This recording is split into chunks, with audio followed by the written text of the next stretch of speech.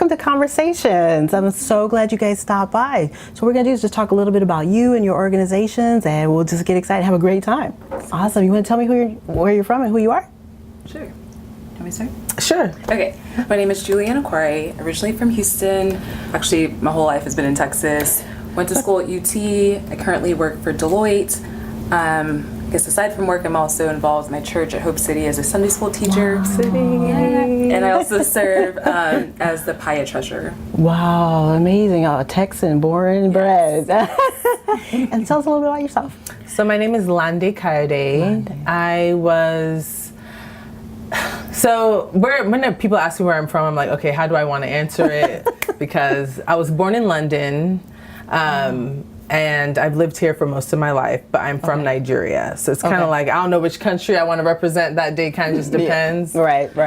British, Nigerian, American, but yeah, so that's where I'm from. Love that. So I went to UT Austin, Hookham, and I studied finance there. So when we're not doing PAYA, I work in finance, operations finance for a seismic company in the oil and gas world here in Houston. Wow. And so, yeah, that's a little bit about me. And Hope City connection too, right? Yes, So UT schools, Hope City, y'all are repping Texas yeah. hard. Yes, we are. We love our church. Yes. And then you're probably always part of the alumni associations with your universities as well too, because I know you ladies have a list of things you're involved in. Yeah. She's like, yeah. So now tell us a little bit about your organization and what brought you here today, so we can get started on it, because we really are excited about talking about that. Yeah, definitely. Yeah. So the organization is PAYA, the Professional Association of Young Africans, and we are a professional networking group here in Houston. We're actually also in Colorado. We just launched a new chapter there last week. Last Friday. Congratulations. Yeah. Congratulations. Right. We were founded in Detroit in 2012, so we've been around for about 6 years now. So we have a chapter in Detroit, here in Houston, in Colorado, and we're looking to expand. A little bit about what we do. We are a professional association, and our goal is to bring together young Africans to network so that we can come together and influence and have a seat at the table. So being able to have influence when it comes to social issues, when it comes to economical issues, when it comes to politics, and making sure that our group is very active in those areas. And so really our goal is to be able to bring people together and do that. Detroit, of all places. Michigan. Yes, I know, because the highest concentration of Nigerians is in Houston. Yeah. But I'm like, Detroit, that's amazing. Yeah. And are the founders from Detroit also involved in helping you found the Houston chapter as well, too? Yeah. So I'm the founder of the organization. Okay. And so the story behind Detroit is we both went to UT Austin. After graduating, I ended up getting a job at General Motors. Shout out to GM. And so when I was out there, kind of growing up, I mentioned that, I grew up in Houston, I'm from Nigeria, and even in London, there's a huge population of Africans. And so growing up my whole life, I've always been surrounded by an African community. Even going to UT Austin, we had a group called the African Students Association, and we were both very involved in that organization, which was great because it brought a lot of community, and it was a home away from home when at college. So then I moved, you transition out of undergrad and you move and you start your professional life and you start adulting. The joys. Right, exactly. And that's a transition in itself. Wink. It's a transition in itself. It's your first time, and especially for me, because I moved to a new state. I didn't know a soul. I didn't have any family there. I didn't have any friends there. It was just kind of like I was moving for work, which is kind of what you do. Up north of all places, too. Right. So kind of going out there, I realized very quickly how alone I was, and there was like no one around me. And the first thing I thought was, man, I miss my community. I wish that there was something here. So started researching, what's some type of young professional group? How can I meet other Africans? How can I meet people in general? Because I just wanted to meet, anyone. And so, actually the first thing I wanted to do was, a lot of times when we get into a new situation where we're uncomfortable, is you want to run away. So honestly, I started applying to so many jobs. I'm like, I don't want to be in Detroit anymore. It's like fight or flight. Yeah, I was like, forget this. I don't want to be here anymore. But then I didn't get any other jobs, so I was like, okay, I'm gonna stay here. I ended up starting an MBA program, so I was like, I'm really gonna be here for a little bit of time. So I was like, okay, while I'm here, I'm gonna make the most out of it, and I need to meet people. Yeah. So that's kind of what got the organization out there. That's incredible. The organization started. Yeah, it's the same. Yeah, that happened to me. I moved to a new state right after school, and then I just randomly was looking around for Africans or African Americans, and I couldn't find anything. And then finally, I swear it was really not anybody around. Finally, I had a sighting. I used to call my mom and go, I had a sighting. She's like, you're so stupid. I'm like, I actually saw someone of color, so I would like run up and like, right, that's what you have to do. I did. I was like, don't run away. I gotta talk to you. Like totally weird, like so weird. But I was like so desperate for connection. Yeah. And finally, the sister just pulled me aside. She's like, I can tell you're not from here. I'm like, yeah, that's obvious. So she actually literally handed me a listing of a local church, a hair salon, and some places to eat and places to hang out. And it was like the old green pages that we used to have here back before everything was integrated, was segregated. And so it's only certain places African Americans could go. Wow. So we just slid each other these addresses of places where we could go that were, available to us as African Americans. Wow. And so I was like, this is so great that she hooked me up like that. And I stayed at that church for years. They were so welcoming. She welcomed me. And I totally understand how you feel when you are away from what you've been knowing for a few years. Like, Austin's amazing. And you get used to that culture, and now you're literally up north, north of the Mason-Dixon line, and dealing with the weather, Detroit. It's crazy. It's crazy. And I really like the buildings though at GM, because you have those four circle buildings. I went in there because I had an interview one time, and I looked out over the landscape, and I was like, wow, this is kind of pretty cool.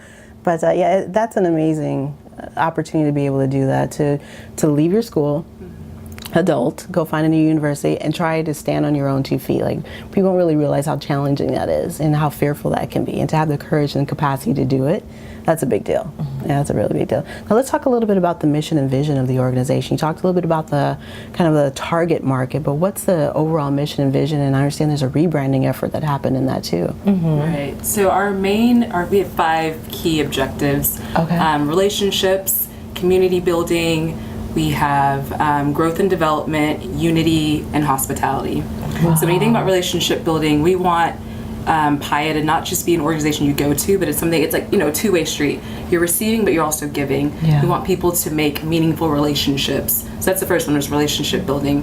And then we have, community development. Yeah. Sorry, Community building. Community building.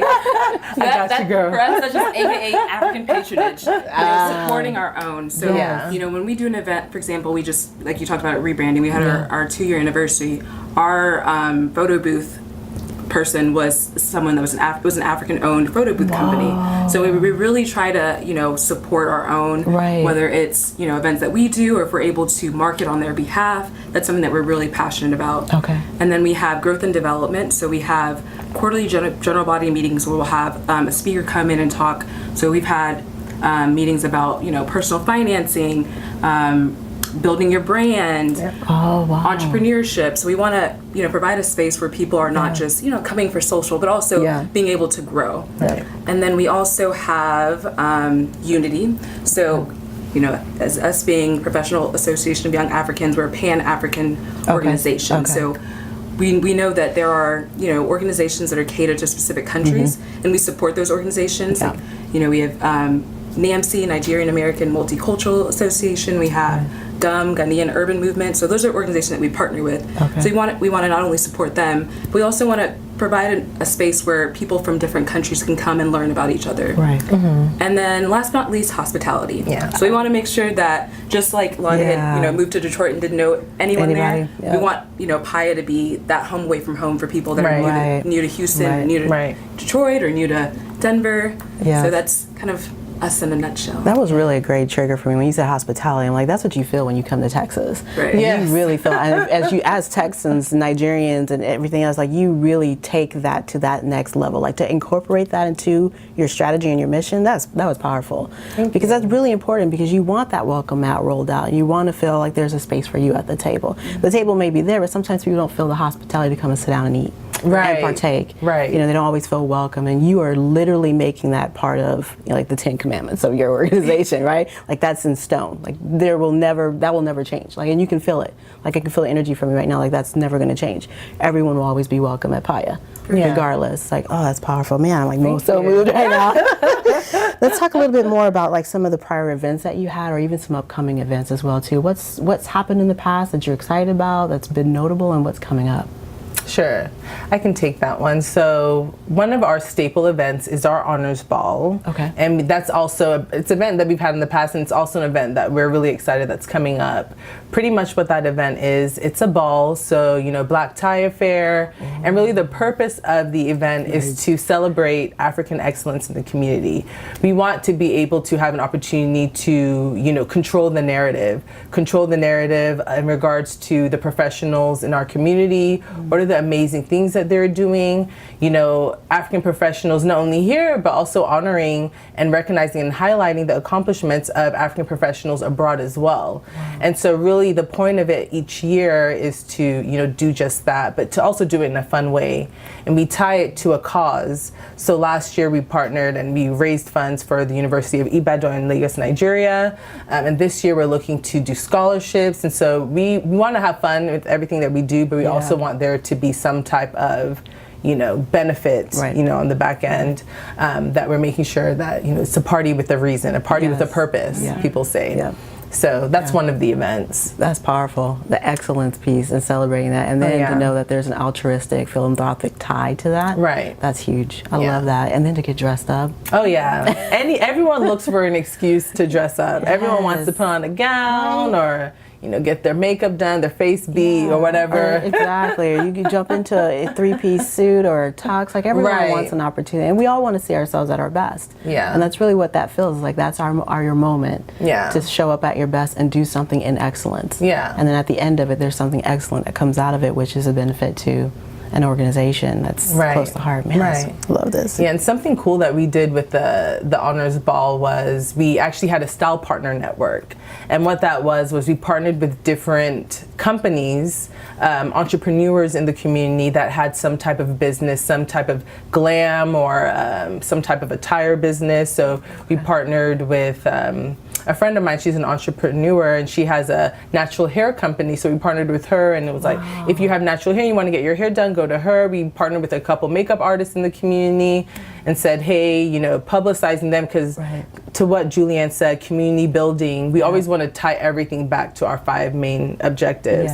And since community building is one of them, we wanted to make sure, hey, you know, you're going to have to get a dress somewhere, you're going to need to get a suit somewhere, you're going to have to get your makeup done or your hair done. Nails, so let's whatever. always tie it back, find some way to tie it back to our cause and why we're here, and, you know, support entrepreneurs in our community. Absolutely, absolutely. And then the ramifications of that is the dollar cycles within the community.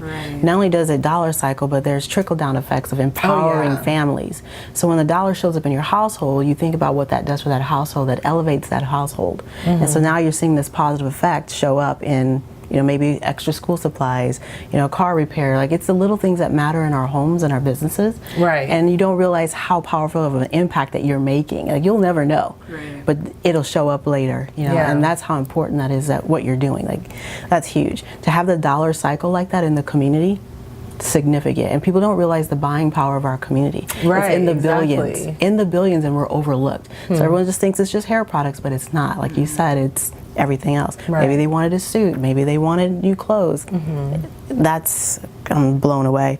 The honors ball, so we talked a little bit about what it was, the highlight of last year. What's the theme? You're obviously going to have another one coming up. What will be the theme of the next one? Or can you spill the tea on it?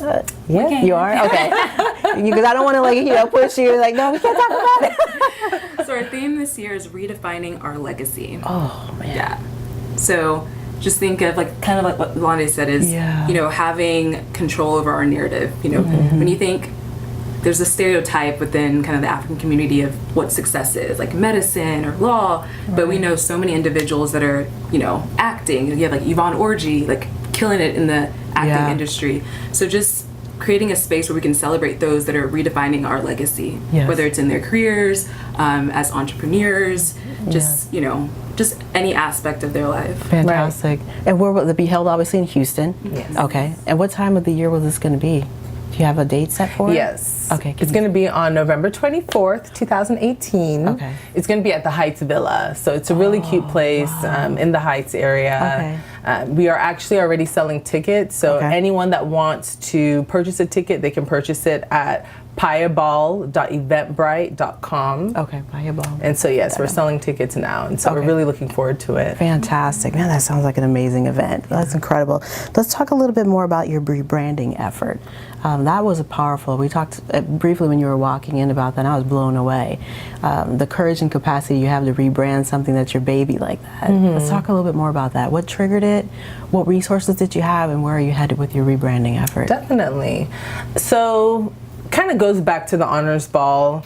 After the Honors Ball last year, I mean, it was a really fun event, and people, I think really when we felt the success was after people left, or as people were walking out, they were just inspired. So to create a type of environment where people just feel inspired and motivated to pursue excellence, it was like, man, our job here is done. So after that event, we had multiple people reaching out to us saying, hey, we want to start the organization in our city. How can we get, a branch, where we are? And honestly, at the time, we eventually were saying, okay, we want to expand. Okay. But, if you would have asked me this time last year, if we would, be in 3 locations, if we would have I wouldn't have. The way, I guess, the order of steps that have been taken with the organization, it's really been a walk of faith. And, we are just kind of going, as God directs us. And so after the event, we had a lot of locations want to start the organization. So, we started looking to the legal aspects. We started looking into our name and, the ways that we can make sure that as we build not only a national brand, but a global brand, that we have, a unique name that really represents the message that we want. Right. And so going through that entire process, we decided to rebrand, and we really started to, study the nonprofit world. We studied other professional cultural associations, and we say, there are other people that are successful in what you're doing. So I think that, when you have a vision and you know where you want to go, instead of trying to recreate the wheel, it's better for you to, look at other people that are successful and follow in those footsteps. Right. And so we decided to do that, and part of that was a name change. Part of it was also adding some different aspects to the organization. Okay. So, it's been a really fun and challenging process, but, it's been so worth it. I think that our leadership team is more on fire than we've ever been before. We're so excited with everything that is to come. We're growing, we're expanding, we're continuing to receive interest. And so, that's a little bit about. And because of that effort, that's how the Colorado opportunity opened up. Yeah, so. Okay. Right. So Colorado, they were one of the groups that reached out to us last year in November. Okay. So it wasn't like a quick kind of change. Since last year, we've been developing the organization, studying, how are we going to make this a national brand? Right. Like we have a specific team, an expansion team. Shout out to them because they're amazing. Shout out. So we definitely want to do it the right way, make sure we have the right documents in place that we could give to them and put them in a good position to start the organization. So what was something that surprised you that you didn't know that was important in the expansion, like maybe even a legal aspect, like, because there's always something that you learn out of this. Like, what was something that you learned that if you hadn't had the expansion, you hadn't had the research, you might have fumbled on?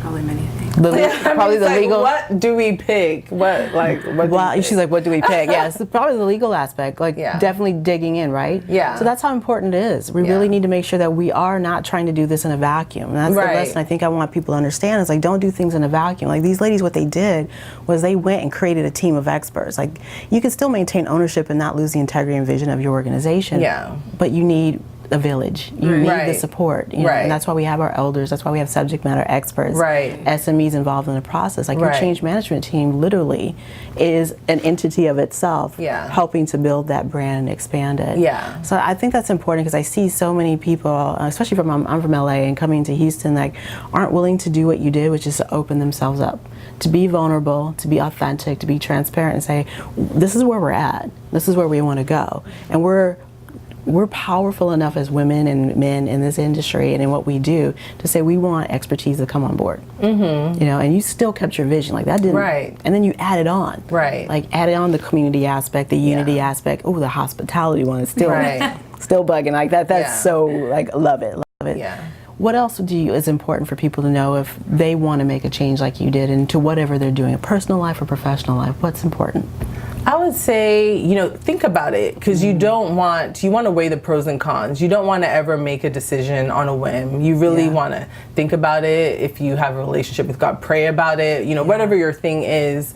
You know, I think that's something that we've really learned is, you know, making sure that we get professional guidance. So, you know, we've reached out, we have a team of attorneys that really helped us with the entire process, especially we're a 501c3 organization. So in regards to, you know, I guess multiplying the organization, having different locations, what's the best way to go about it, and just like the legal structure of changing your name, all these different things.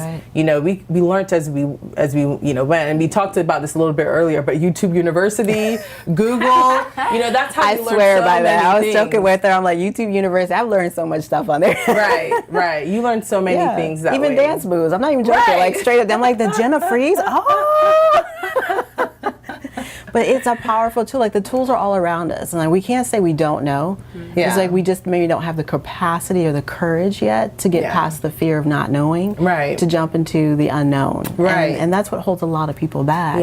And so I love the example of what you're doing, especially the fact that you're branching to a completely new space. And you have the courage, like that's powerful. Like we all have to come up and step up our game.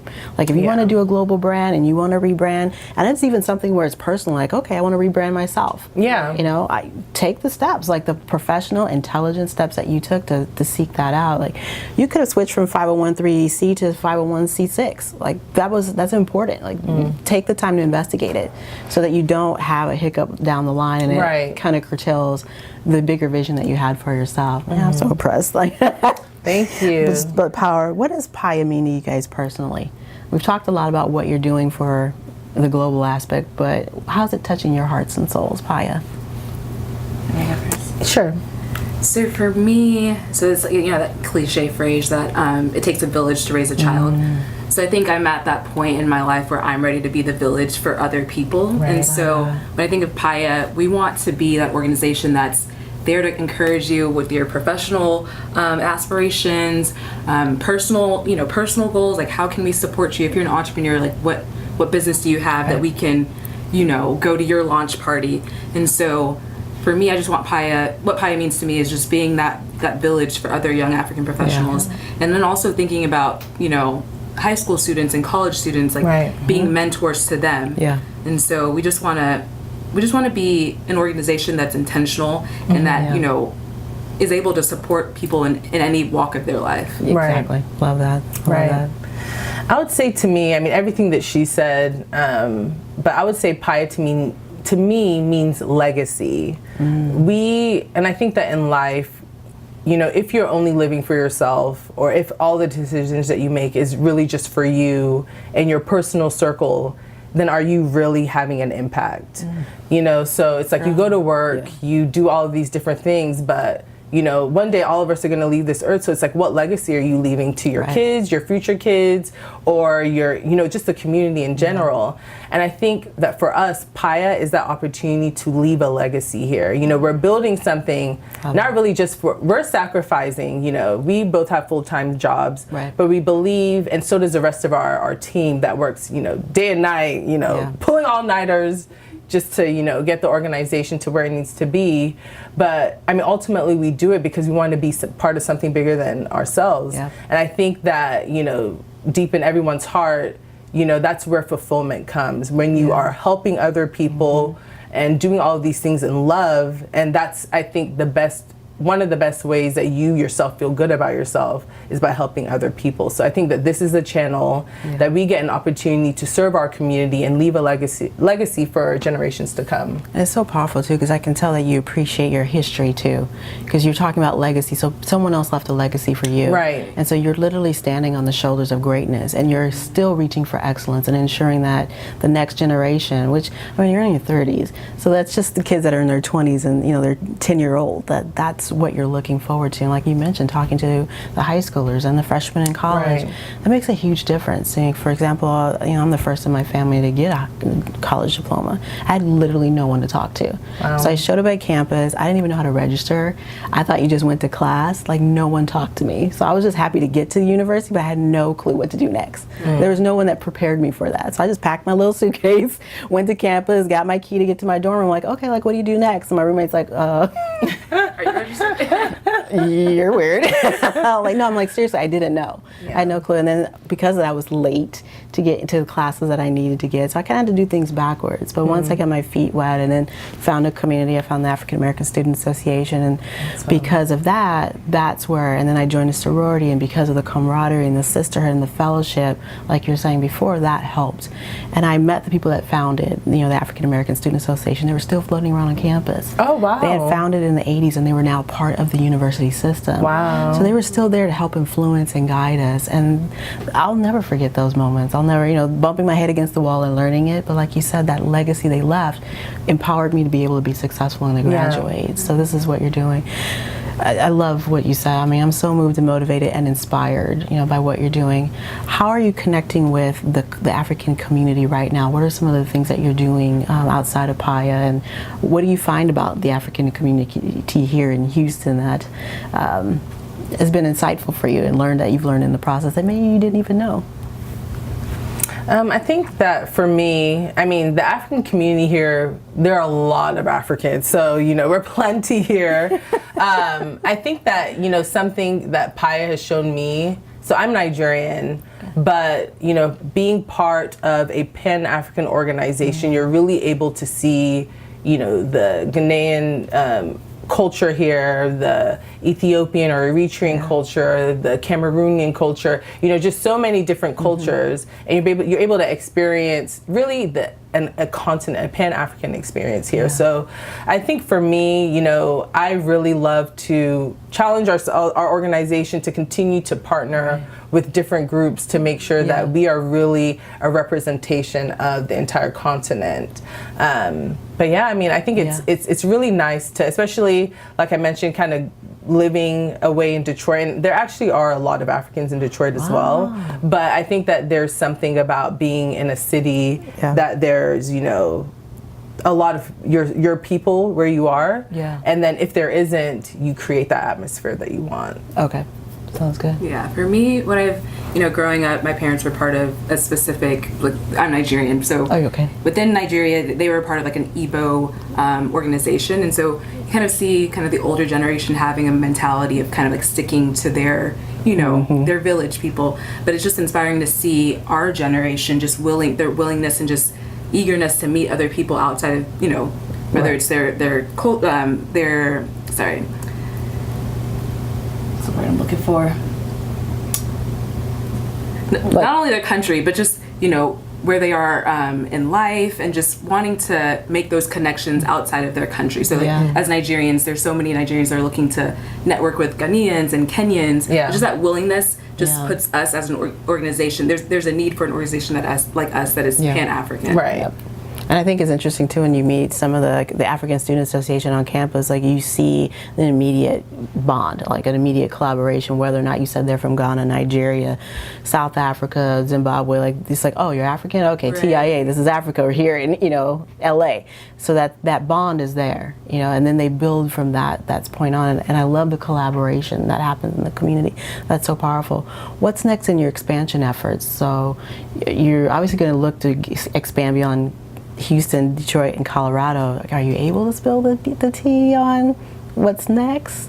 So we cannot give you those details. I was all casual, like, can you spill the tea? We gotta keep some secret. Right, some things close at heart, No, I mean, I think there's some things we want to say, but some things we want our actions to speak louder than our words. I love that. So for this one, we want, once we're ready and once they're able to, once they're ready to launch and ready to have their launch party, we're gonna blast it and let the whole world know. Wow. In regards to expansion, our goal is to be a global brand, like I mentioned. And so, as Julianne said, we have a national expansion team who is amazing, and we're really looking to be very strategic in regards to, what cities are we expanding to, the rate that we're expanding to different cities, making sure that we are empowering them by giving them a toolkit to be able to succeed, so not, leaving them hanging. Right. So we want to grow in the capacity that we're able to handle.